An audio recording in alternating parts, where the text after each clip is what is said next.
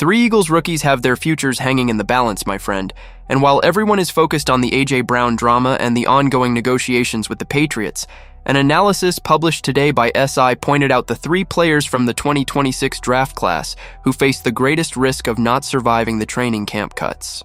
This might seem like a minor topic in an off-season this eventful, but any Philadelphia fan who has followed roster construction closely knows that the final cut decisions in the days before Week 1 shape the entire team for the full season. And the three situations described in this analysis are more complicated than they appear at first glance. So, if you're a true Eagles fan, hit that like button and subscribe right now, because this is exactly the kind of information casual fans overlook and serious ones need to know. I'm going to break down who the three most vulnerable rookies are, the specific context around each one, the roster battles each of them needs to win to secure a spot on the 53-man roster, and what the Eagles' recent history tells us about how this franchise handles players selected on day 3 of the draft when the competition is real. But first, hit that like and subscribe to the channel because the Eagles never stop making news.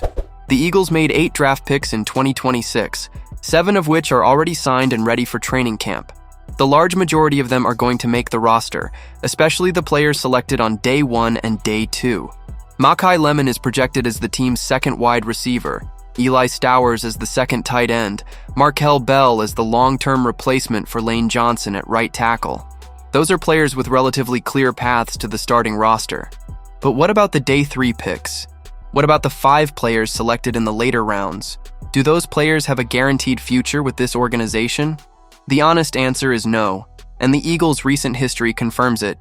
In 2025, the franchise cut 2 of its 10 draft picks when forming the initial 53-man roster.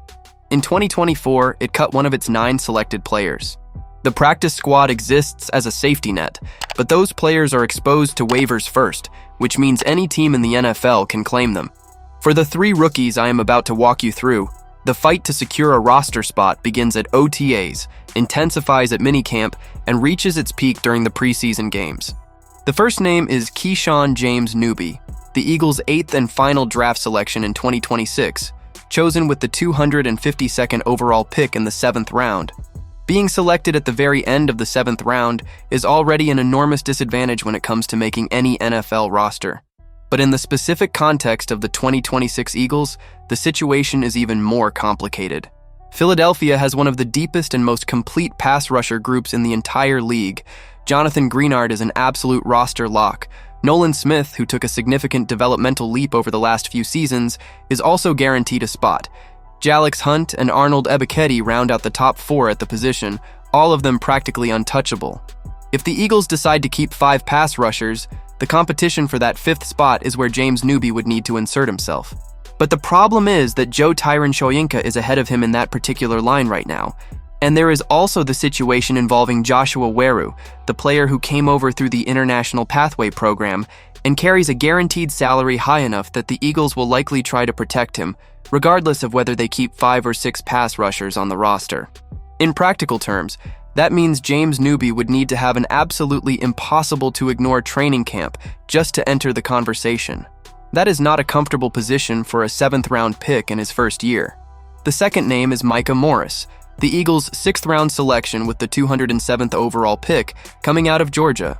Morris is an offensive guard, and his situation is different because the position he is competing for does not have the same established depth as the pass rusher group. But that opening also creates a trap. The SI analysis is clear.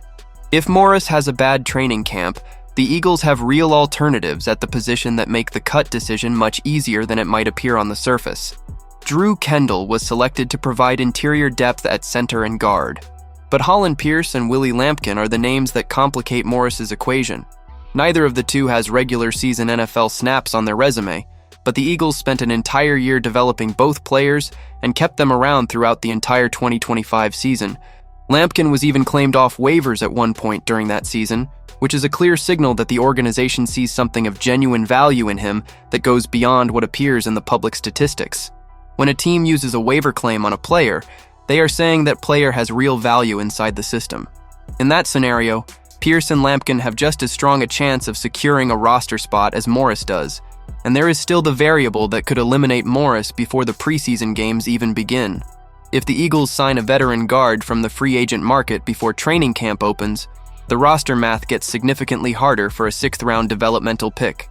Micah Morris still has a reasonable chance of surviving the cuts, but that chance depends entirely on a strong performance throughout the summer and the absence of any new additions at his position. The third name is Cole Payton, the Eagles' 5th-round selection with the 178th overall pick, a quarterback Philadelphia chose after a gap of 110 picks following Markelle Bell. Payton is the most complex case of the three because his situation depends on a philosophical decision the coaching staff has not yet communicated publicly with any clarity. Are the Eagles going to carry 4 quarterbacks on the roster or not? The line of reasoning that puts Payton at risk works as follows. Jalen Hurts is the untouchable starter. Tanner McKee, who had a solid training camp in his rookie year of 2023 and has remained a reliable backup presence since then, is the most logical candidate for the QB2 role. Andy Dalton, the 15-year veteran the Eagles brought in to provide leadership and an emergency option, will likely secure the QB3 spot. That leaves Payton competing for a 4th quarterback position, if one even exists. The Eagles' track record with day 3 quarterbacks is not encouraging. Clayton Thorson was selected in 2019 and cut before playing a single regular season snap. Kyle McCord was the 6th-round pick of 2025, and the Eagles originally intended to develop him as the QB3. But that situation did not work out, and the franchise ended up trading for Sam Howell before the season and cutting McCord entirely. The question the SI analysis poses directly and accurately is this: could the same fate happen to Payton if he struggles during training camp? Payton's potential lifeline may come from an unexpected direction. SI reported that the Eagles see in him a unique profile as a possible H-back, a player who uses his quarterback skills to create problems for defenses in unconventional ways within the offense.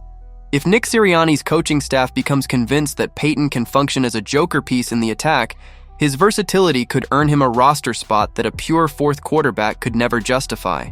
But that is still speculation about potential, not evidence of production. And at the Eagles' training camp, potential without execution guarantees nothing. What makes these 3 situations especially important for Philadelphia fans to follow throughout the summer is what each one reveals about how the Eagles build a 53-man roster. The pass rusher depth that makes James-Newby's situation nearly impossible is the result of years of sustained investment at the position. The internal competition at guard that puts Morris at risk is the signal of an organization that never stops trying to improve even at positions where it already has capable players. And the uncertainty surrounding Payton reflects a philosophical decision about how to use cap space and roster spots in increasingly creative ways. None of these 3 players is guaranteed a spot. All 3 have a path to the roster, but each of them requires the player to do something above expectations during the summer to convince the coaching staff to bet on him. With OTAs beginning on May 26th and the mandatory minicamp arriving in June, the clock is already running for James-Newby, Morris, and Payton. Which of these 3 rookies do you think the Eagles are going to part ways with when the final cuts arrive in August? Keyshawn James-Newby, the 7th-round pick trying to survive inside the deepest pass rusher group in the league? Micah Morris, the Georgia guard who needs to win an internal battle against players the team spent an entire year developing? Or Cole Payton, the 5th-round quarterback who needs to convince the coaching staff that carrying 4 quarterbacks on the roster actually makes sense for this franchise? Leave your opinion in the comments. Don't forget to hit that like and subscribe to the channel.